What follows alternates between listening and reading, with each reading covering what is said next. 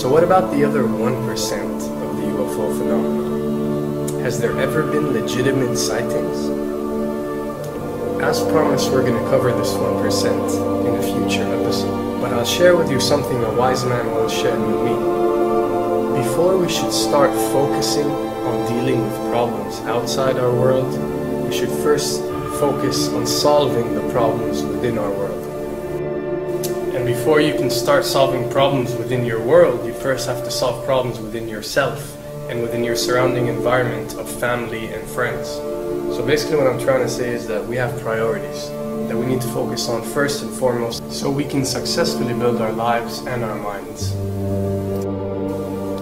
Now, it's no secret that the difference between what the government knows about UFOs and aliens and what is shared or released to the public is extremely enormous. And unfortunately, governments and several organizations on Earth are taking advantage of the UFO phenomenon to achieve worldly agendas.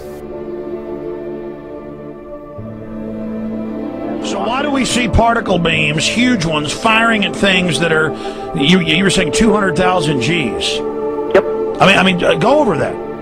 Well, because I think it's part of a test for if there are bad guys out there. Or maybe they're doing preparations for faction. We may be looking at more than one faction. Remember, these groups tend to fragment. They fractally fragment so that you have wars within wars within wars. You know. But why would NASA release that footage? Well, remember, you've got all the good guys in NASA, and then you've got a few who are not good guys. The good guys don't know that there's something to keep secret. They, remember, the lie's different at every level. They believe the lies they've been told. So when you set up a structure, an institution, which is supposed to be open and above board and is supposed to present live TV of the shuttle missions, they present live TV. Now, the controllers can't say, oh, well, you can broadcast this, but you can't broadcast that.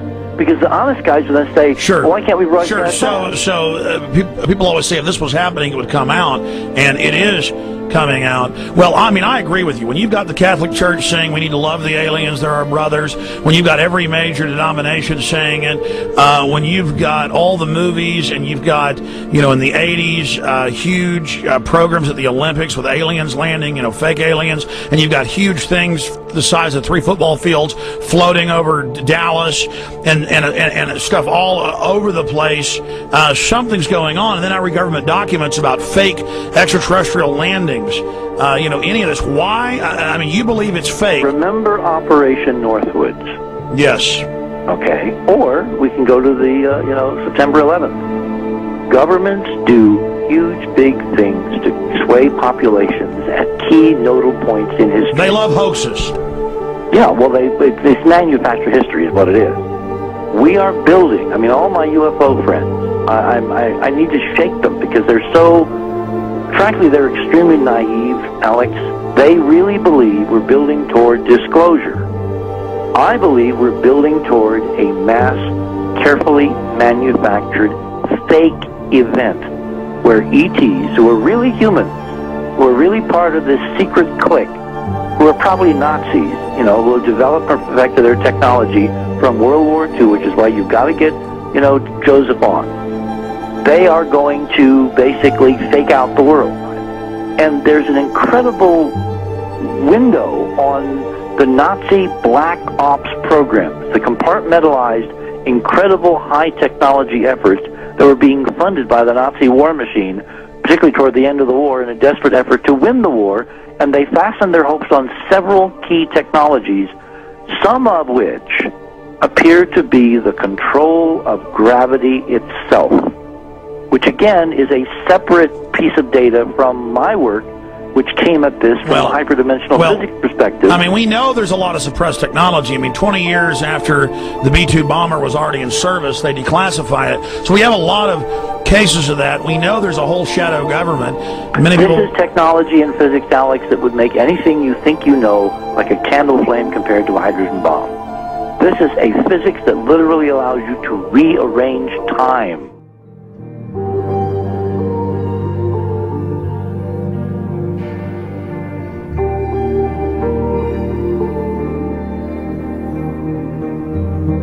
that. But I mean, imagine you've got all these compartments in these pyramids within pyramids of compartmentalization. That's why that's the New World Order symbol. And we don't know what they've got because they are so secret. We know they lie so much. We just know it's advanced. Mainline scientists say they're 30 years advanced. So Richard C. Hoagland, what I'm saying to you is, I'm entertaining what you're saying. I respect you. I think you're a great guy. My only issue is, like you said, dealing with what we know they could be up to. The fact, Alex, we have done experiments. We have our own data. We have experiments now from the Soviet Union. 30, 40 years when the Iron Curtain came down, you know, when Glasnost finally prevailed, a huge amount of stuff was declassified from the KGB as well. And we now have put this data together. We not only know what the physics is, we know what it can do, we know what it's based on, we know how to make it work. We've seen in our own experiments ample evidence. We've seen experiments across the American landscape and even in Europe that vindicate various parts of this. And the latest thing I'm working on, it looks like von Braun himself was deeply involved in some of this early physics experimentation, but they're keeping all the good stuff for themselves. The reason is that if we got access to the good stuff, if we got access to the technologies, the energy, you know, we wouldn't be worried about $4, $5 a gallon gas or $10 a gallon gas. We would live like people are supposed to live, all 6 billion of us, who could live lightly on the earth, Alex, with this technology. And live longer.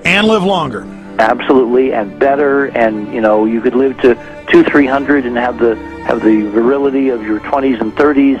There's extraordinary medical breakthroughs, there's extraordinary physics breakthroughs, technology breakthroughs, energy. It's all been kept away. Think about it. We're already on a planet hurtling through space, all these wonders around you, and you've been taught it's bizarre to question, and that's because there's so many kooks in the alternative movement who do talk about ridiculous, you know, Hollywood-style green men, instead of really looking at the shadow government and all these crazy secret societies that are admittedly running NASA and the shadow government. Well, ladies and gentlemen, during this talk that I'm going to give you, I'm going to explain to you the history of this phenomenon, who the secret government really is, and I will name them by name, beginning group, the study group. I will tell you who they are today. I'm going to tell you what this is all about. I'm going to tell you who's selling drugs to your children, and I'm going to tell you why the United States government is afraid for you to find out what the truth is regarding UFOs.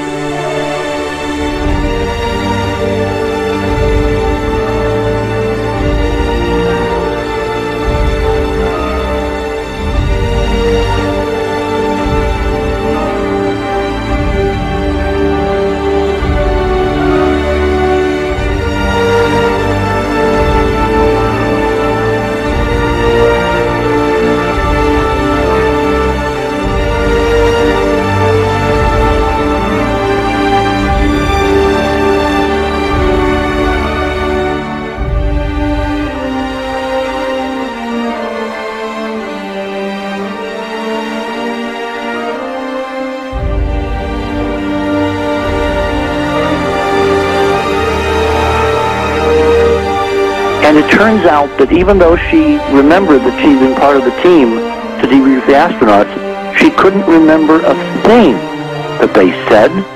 She couldn't remember why she no longer was working with NASA. She couldn't remember. In other words, her memory lapses were enormous, and I don't think they were feigned, because we now found the same pattern in all the flight crews. Because the awful truth, Alex, is they have been brainwashed. They have been mind controlled. They have had a technology, a very sophisticated technology, which took away the real missions that they experienced.